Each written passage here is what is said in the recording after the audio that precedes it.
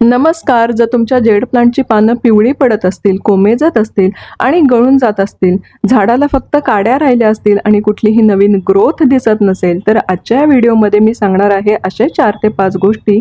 कदाचित त्याच्यातली एखादी गोष्ट फिक्स केल्यानंतर झाडाची वाढ पुन्हा पूर्ववत होईल, नवीन फांद्या यायला लागतील आणि भरपूर पानंही यायला लागतील. तर ह्या गोष्टी आहेत कोणत्या हे मी डिटेलमध्ये सांगणार आहे. त्याचबरोबर छोट्या छोट्या कटिंगपासून नवीन भरपूर झाडं कशी तयार करायची हे देखील आजच्या आपण या व्हिडिओमध्ये बघणार आहोत. तसंच जेड प्लांटचं बोन्साय खूप सुंदर दिसतं. हे बोन्साय अगदी घरच्या घरी तयार कसं करायचं हे आपण बघणार आहोत. तर चला व्हिडिओ सुरू करूयात. आणि तुम्ही अजून माझ्या चॅनलला सबस्क्राईब केलं नसेल तर नक्की सबस्क्राईब करा, कारण दर शुक्रवारी मी गार्डनिंगवरचे अगदी साधे सोपे व्हिडिओ टाकत असते, नवीन नवीन टिप्स टाकत असते. ते व्हिडिओ तुमच्यापर्यंत पोहोचतील. जेड प्लांटला कुबेराचं झाड असं म्हटलं जातं. हे झाड घरामध्ये असल्यामुळं पैसा येतो आणि टिकून राहतो असं म्हणतात. त्याच्यामुळे हे झाड घरात लावणं खूप शुभ मानलं जातं. बऱ्याच वेळेस दुकानामध्ये किंवा ऑफिसेसमध्ये देखील हे झाड ठेवलेलं आपल्याला पाहायला मिळतं. शक्यतो हे लो मेंटेनन्स झाड आहे, पण जर त्याला सूर्यप्रकाश कमी मिळत असेल तर मात्र झाडाच्या वाढीवरती भरपूर परिणाम होतो. हे एक आउटडोअर झाड आहे. बऱ्याच ठिकाणी असा गैरसमज आहे की हे एक इनडोअर झाड आहे, त्याच्यामुळे घरात ठेवलं जातं. पण झाडाला 4 ते 5 तास सूर्यप्रकाश मिळणं खूप गरजेचं आहे. जर झाडाला योग्य प्रकारे सूर्यप्रकाश मिळत असेल तर भरपूर नवीन पानं येतात, फुटवे येतात आणि पानांवरती एक खूप छान शाईन देखील येते.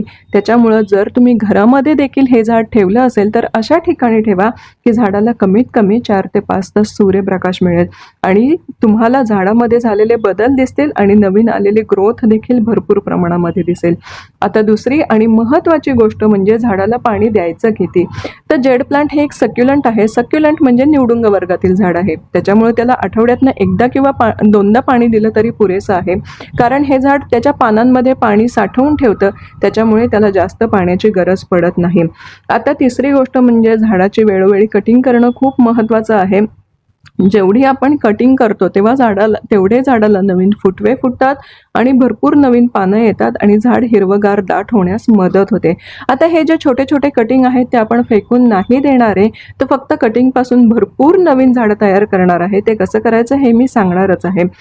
चौथी गोष्ट म्हणजे ज्या मातीमध्ये आपण जेड प्लांट लावणार आहोत ती भुसभुशीत घ्या, हलकी घ्या, ज्या मातीतून पाण्याचा निचरा व्यवस्थित होईल अशी माती पाहिजे. नाहीतर झाडाची मुळं खराब होतात आणि त्याचा परिणाम झाडाच्या वाढीवरती होतो. कुंडी छोटी असली तरी चालेल, काही हरकत नाही.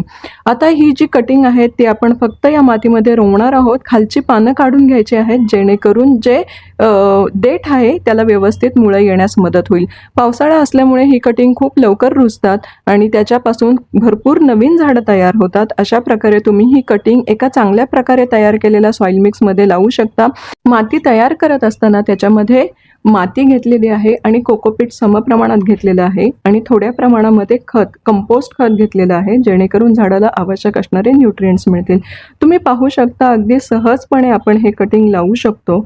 अशाच पद्धतीने सुंदर बोन्साय देखील आपण घरच्या घरी तयार करू शकतो. हे बोन्साय तुम्ही नर्सरीमध्ये विकत घ्यायला गेल्यावरती खूप महाग मिळतं, पण घरच्या घरी अगदी योग्य पद्धतीने जर तुम्ही माती तयार केली आणि त्याच्यामध्ये 5 ते 6 मोठ्या जाड काड्या पाहून घ्यायच्या, त्याची खालची पूर्ण पानं काढून टाकायची आणि त्या काड्या एकत्र बांधून त्याला छान झाडाचा आकार येईल अशा पद्धतीने एकत्र बांधून त्या लावल्या तर सुंदर पद्धतीने बोन्साय तयार होतं.